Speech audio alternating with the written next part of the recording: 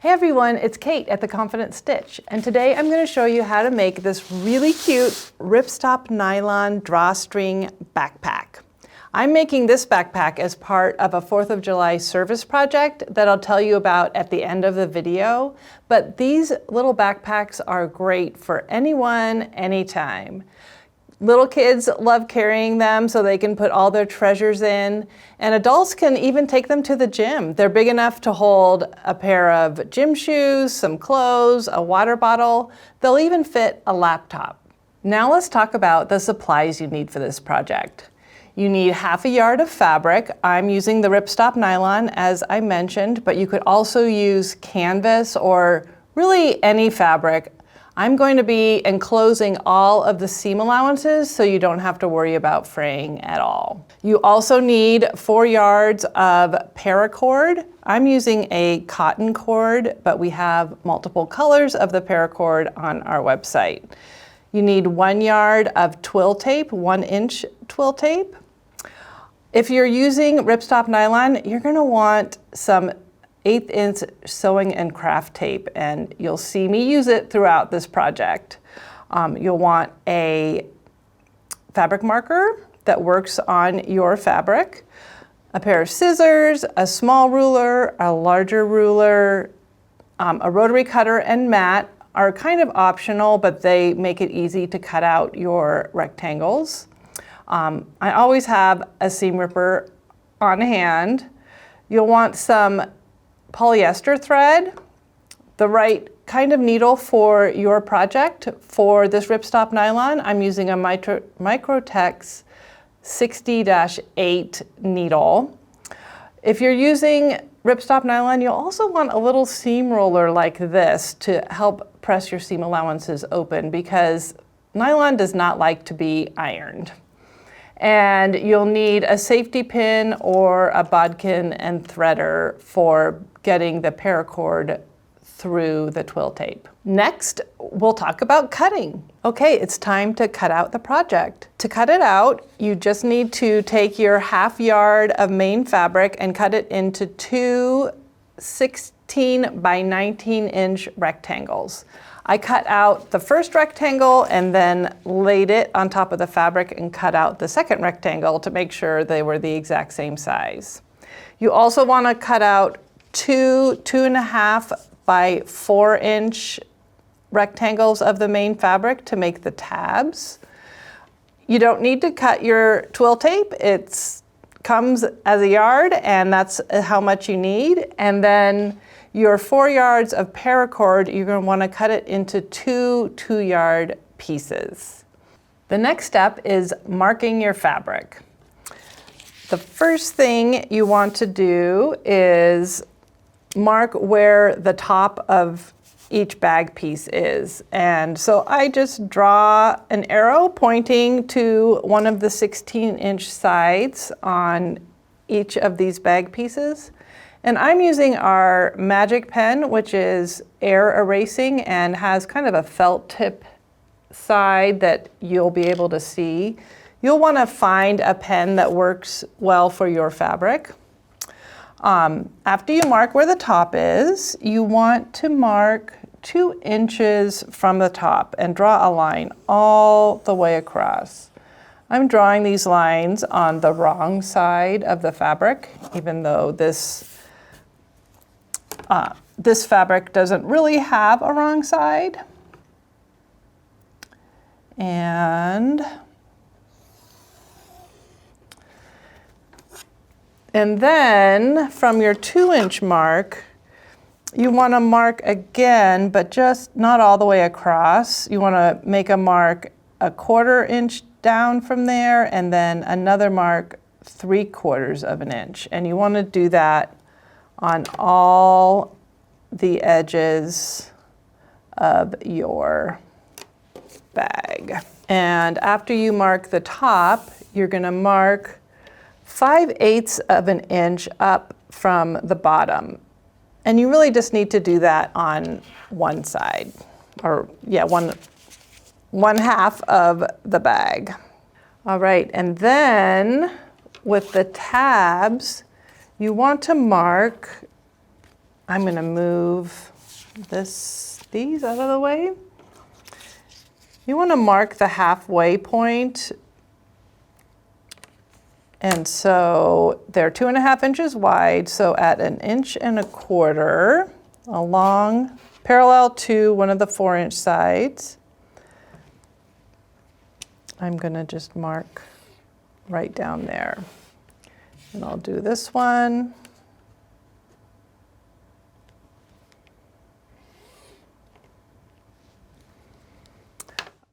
Time to sew. The first step is to make the tabs. And in order to make the tabs, I use the 1/8 inch basting tape. Nylon does not like to be ironed, and it does not like to stay when you do iron it. So if you're using the ripstop nylon, you'll want to use the 1/8 inch basting tape. If you're using a different fabric, you can just use an iron and pins. Nylon also does not like to be pinned. So I have applied the basting tape to each of the 4-inch edges, and now I'm peeling off the paper, and I'm gonna fold them toward that center line that I marked in the marking phase. So for each tab, you'll fold the 4-inch side to the center and tape it in place.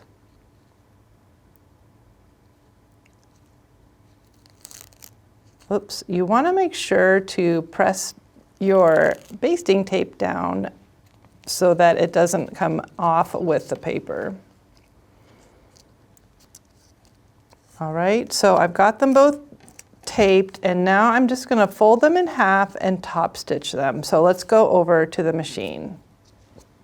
I have a little starter piece of fabric because I found that the nylon got sucked into the machine a little too easily. So jumping off the starter scrap, I'm top stitching about 1/8 of an inch from the edge. And I can kind of chain piece it. I'm gonna get the next one ready. And top stitch, oops, I have 2 different colors of thread, so I'll make sure that the same color is on both sides. I have red in my bobbin and green in the top. And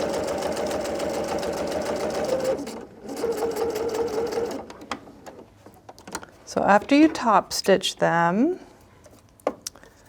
you're going to baste them to the bottom of the bag.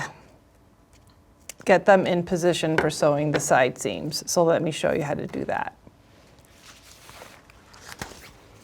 Here is the bag fabric, the one that I marked the 5/8 inch marks on the bottom. This is the wrong side because it's where I drew all my marks. So I'm going to flip it over to the right side. With this fabric, the marker kind of bled through to the other side, so it's really easy to see. You're going to fold your tab like that and position it right above the 5/8 inch mark that you drew on the side, and then just baste it in place. So we're going to do one side.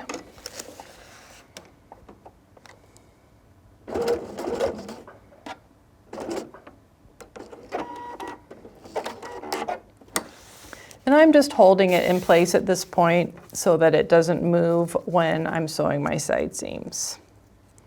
So the second side, you're going to position like this. And I'm going to sew that real quick. Okay, it's time to sew the side seams. To get ready for that, you want to position your 2 bag fabrics right sides together. Actually, I'm going to turn this one over. No, right sides together. This is correct. And if you're using ripstop nylon, you won't be able to pin, so you're just going to position them right sides together. If you're using a different fabric, you can use pins.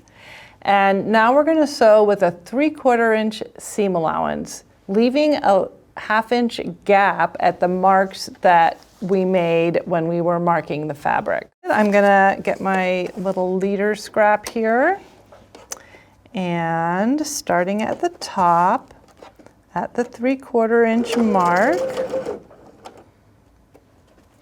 make sure, yep. And I am gonna back stitch to make that secure.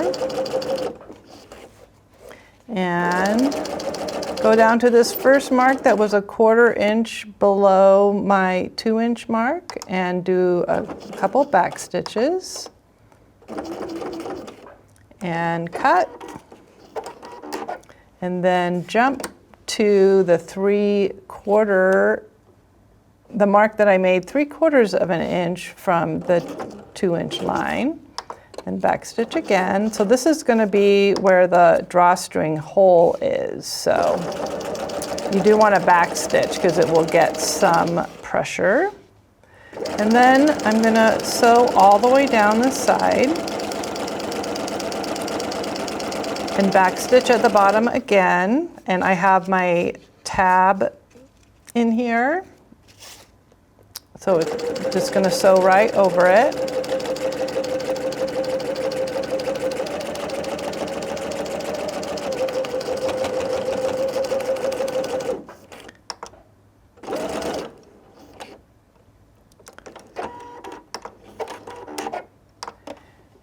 And you want to sew the first side and then do the next step before you sew the second side, and you'll see why in a minute. So we want to enclose these raw seam allowances. The ripstop nylon can fray, and definitely canvas can fray as well. So it's really nice to enclose these, and let me show you how I like to do it. I'm gonna get positioned here.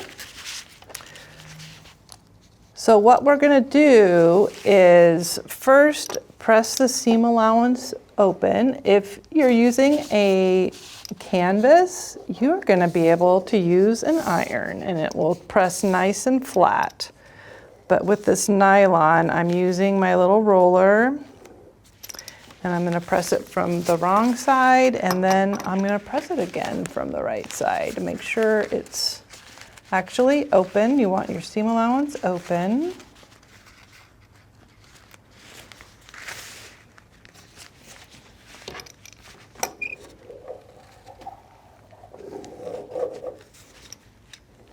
Believe it or not, nylon doesn't stay with an iron either, so. Okay, so now back with the wrong side up, and once again we're going to use our basting tape, and I'm going inside the seam allowance, so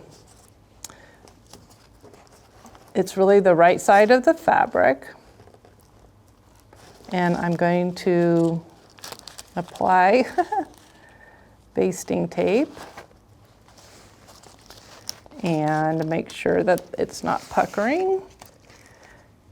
You know, you might think it's kind of cheating to use basting tape like this, but if you've ever gone to the Sailrite website, they have a lot of videos on how to make cushions for your sailboat, and they use basting tape for every seam before they sew it.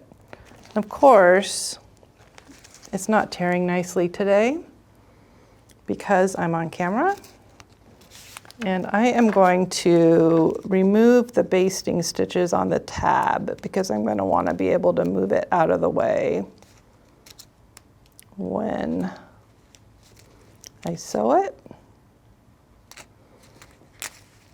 Okay.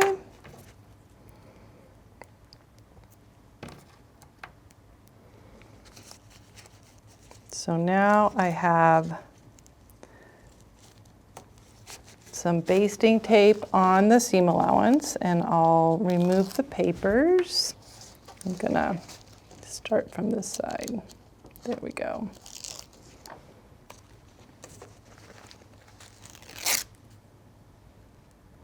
And the tape stayed on that paper.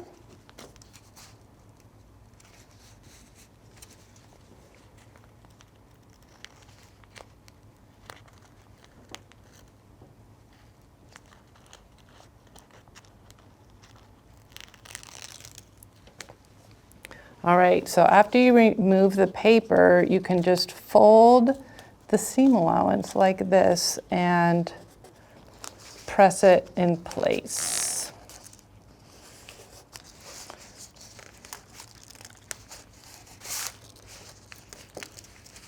Okay, I am going to do the other side and I'll meet you back here and show you how to sew it. So I have folded under both edges of the seam allowance and taped them in place, and now I'm going to go to the sewing machine and top stitch them down very close to this folded edge. Here I am. I have my little leader and just top stitch all the way down. You don't have to worry about leaving a hole where the paracord is going to go through. It just won't matter, you'll see.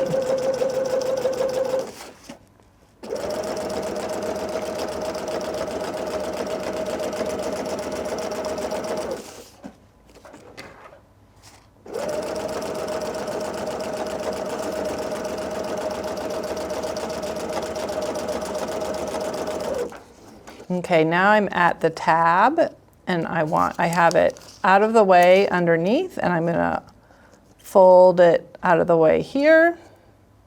And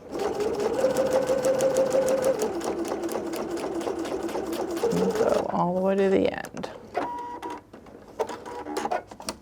All right, and then I can just, I'm gonna grab my leader again and go down the other side. And once again, get the tab out of the way.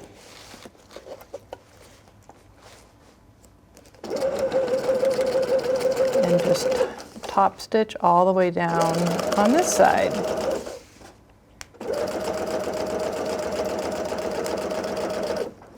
I'm gonna finish this first side and then do most of the second side, but I want to show you a little tricky part for the second side, so I'll meet you back here in a few minutes. So I have finished the first side and sewed the second side, right sides together, and taped the seam allowances in place, which was much easier not doing it off to the side like this. And now I'm going to sew these seam allowances down, and I'm going to show you how to do that because it's a little tricky. I'm going to turn the bag right side out, and then I'm going to sew from the inside here. Let me get my leader. It's tricky because you don't want to sew over the other part of the bag, so you need to move the rest of the bag out of the way, and the best way to do that is to be on the inside of the loop like this. So you're going to want to reposition every few inches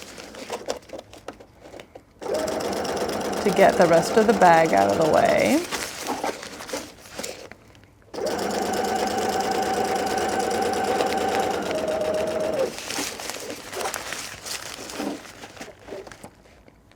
Make sure everything's flat.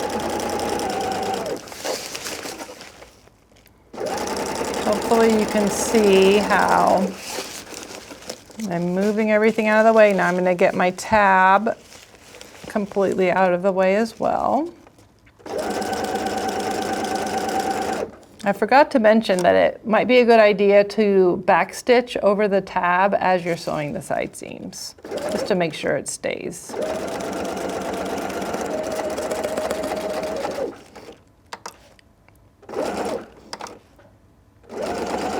Whoop.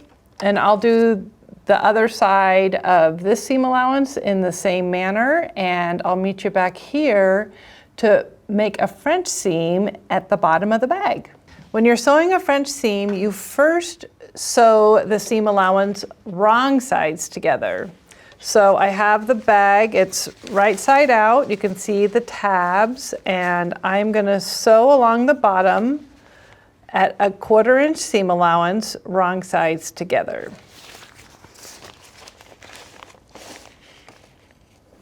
And I have my little scrap leader.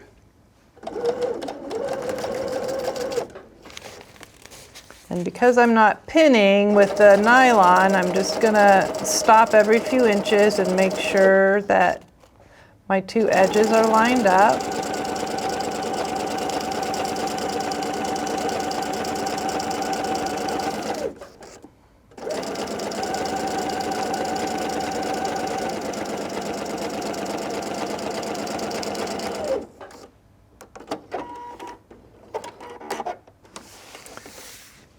And if I were using canvas or a quilting cotton, at this point I would press this little seam allowance open because it makes it easier to do the next stitching on the French seam.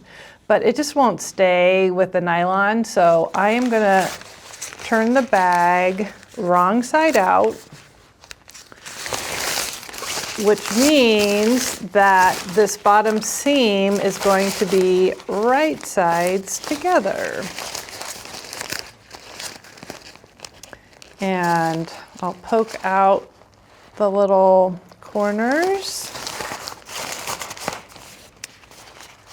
The tabs are helpful.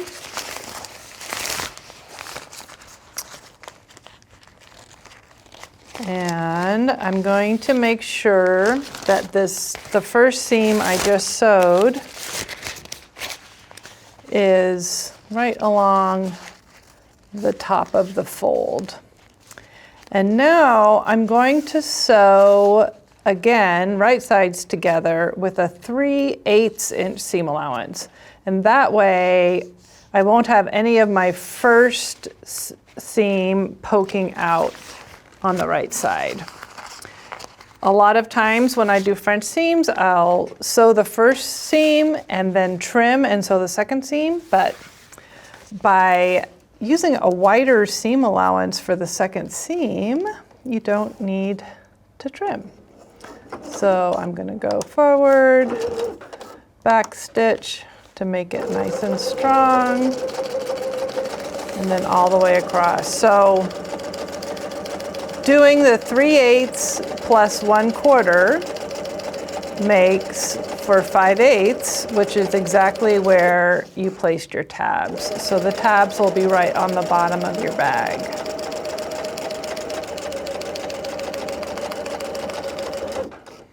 And back stitch, and go all the way. And now I'm going to turn it right side out again and poke out the corners. You might be noticing that I didn't trim the corners. I didn't do it because I want it to be nice and strong down there, because that is where we're going to tie the backpack straps. So I didn't want to get rid of any fabric down there. So I'm just going to poke it out. You can pull a little bit with the tabs. And the bottom is done. The next step is to hem the top. And I'm going to use my basting tape again. So the first step is just to apply the basting tape to the very top edge of your bag, all the way around. And remove the paper and turn it under once, approximately 1/4 inch. I mean, this does not have to be perfectly perfect. So somewhere between 1/4 of an inch and 3/8 of an inch. I'm going to flip it over and do the other side. The only hard part of this is that it does get a little bubbly sometimes, so it's really easy to unstick and restick and make sure that it's nice and smooth. So after you turn it under once, I'm going to turn it under again. So we're going to use our tape again.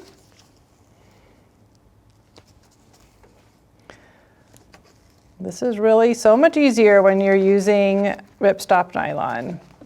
Once again, if you're using canvas or quilting cotton, you won't have to do all this taping. You can press your hems in place. Oops, I shouldn't have removed the paper yet, but you can press your hems in place and also pin them, but not so much with the nylon.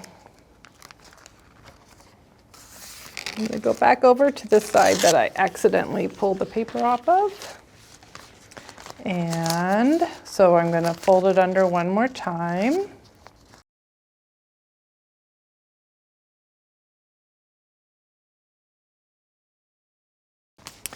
I know this is a lot of steps, but it really creates a little backpack that will last for a long time.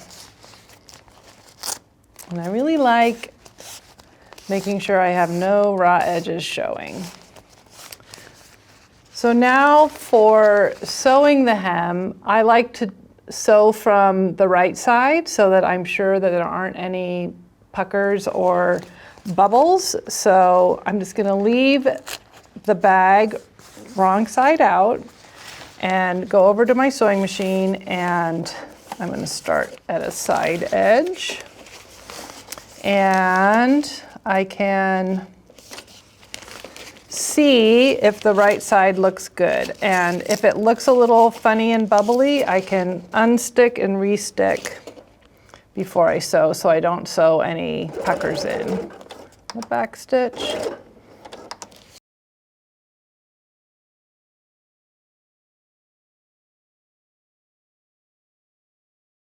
The next step is to sew on the twill tape, and once again I'll be using my 1/8 inch basting tape. I think that this is going to be helpful whether you're using canvas or the ripstop nylon. So I'm going to adhere the basting tape right below that 2-inch line that I drew at the very beginning of this project when we were marking our fabrics. And I have already adhered it to the other side, so you'll just remove the paper and grab your twill tape. The twill tape is going to be a little longer than you need, which is by design. And you'll just start adhering the one edge of the twill tape to your 1/8 inch basting tape. But you want to leave a 3-inch tail at the beginning. So I'm going to adhere it and then flip over to the other side and remove this basting tape, hopefully. It's really easy to remove the paper when you're not on camera. There we go. All right, so I'm coming back and coming around and adhering across the other side. And then, whoops, let's flip back to the first side and adhere it, leaving another tail. So I'm leaving probably a 4 or 5 inch gap here with these two tails, and I'll connect these later. So let's go to the sewing machine and top stitch right close to this top edge. So I'm starting here, leaving the tail. And I'm about 1/8 of an inch from the edge of the twill tape. And I'm back stitching just to make sure it's nice and strong. And then I'm going to go all the way around. And when I get to the other side, I will show you the next step.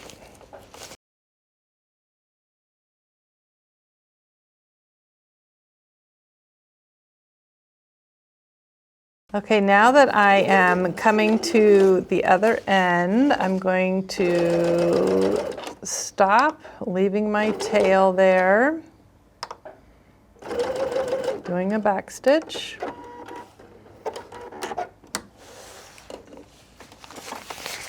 And now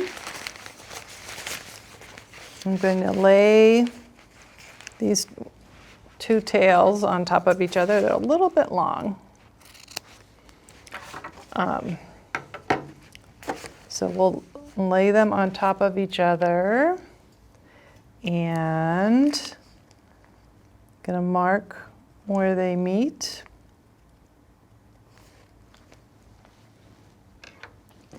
And then match up the marks. Make sure they're nice and parallel. It's a little bit awkward because you want them to be right sides together.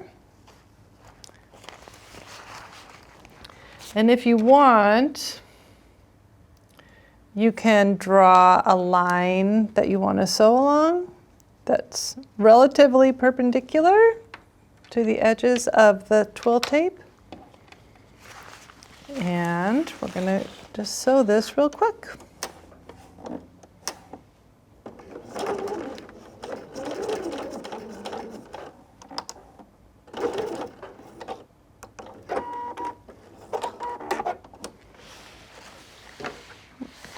So now I've sewn the two edges together, and I'm going to trim my seam allowance to about 1/4 of an inch. And I can finger press it open.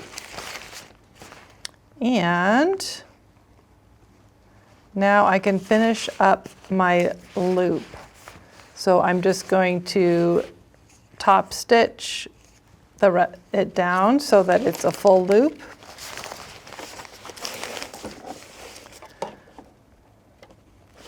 I like to do it this way because no matter how careful I'm being, if I sew the twill tape into a loop before I sew it into the top of the bag, it never turns out to be the right length. So I always like to just do it at the end like this.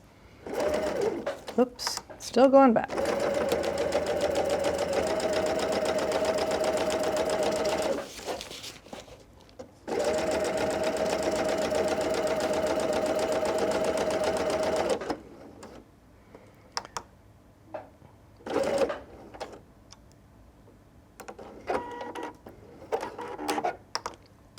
So after you get the top edge of the twill tape sewn in, you're just gonna top stitch the same way along the bottom edge. Now that the twill tape is on, we are done sewing. And now I'll show you how to thread the paracord through the twill tape channel that you created.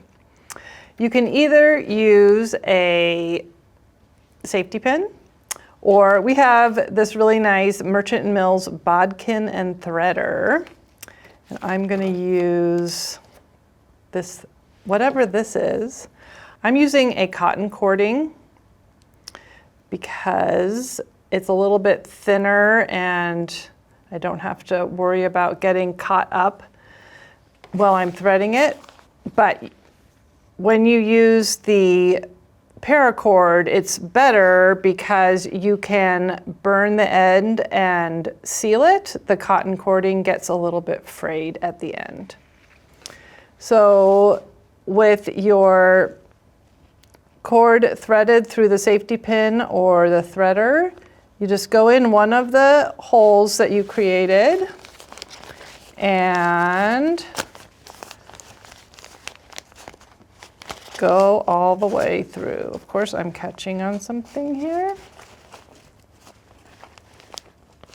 Oh, there we go. So you're just going to go all the way around the top of the bag, and you're going to come out the same hole that you went in. So I'm passing the next hole. Just keep going.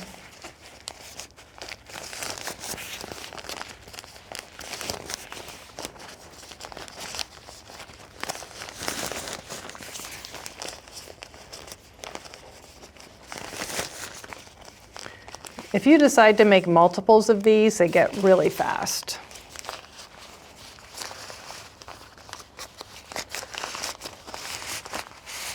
Once your body gets used to making it. All right, so I'm out the same hole, and now I just want to make sure that the two ends are the same length. I'll pull off the threader.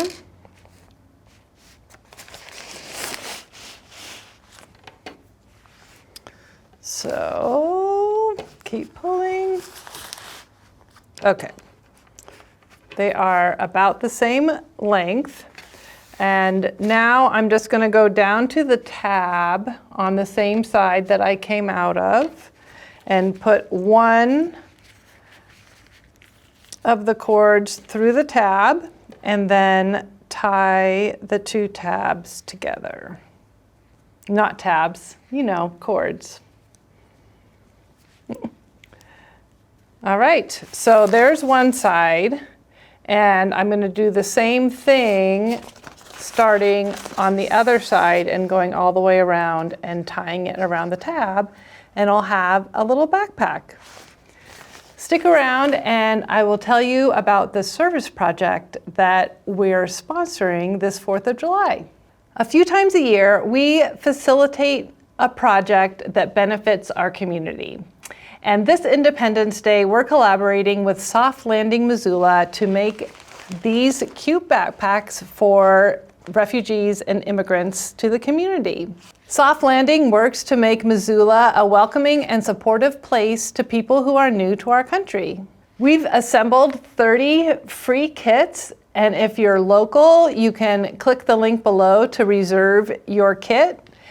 If you take it home and sew up the bag, bring it back to the Confident Stitch by July 31st, and we'll take care of donating it to Soft Landing. If you're not local but interested in participating in a project like this, you can reach out to your local women's shelters, homeless shelters, or Soft Landing-like organizations and see if they would be interested in cute backpacks like this. If you want to learn more about Soft Landing, you can find out more by clicking the link below. Thanks for watching, everyone, and bye for now.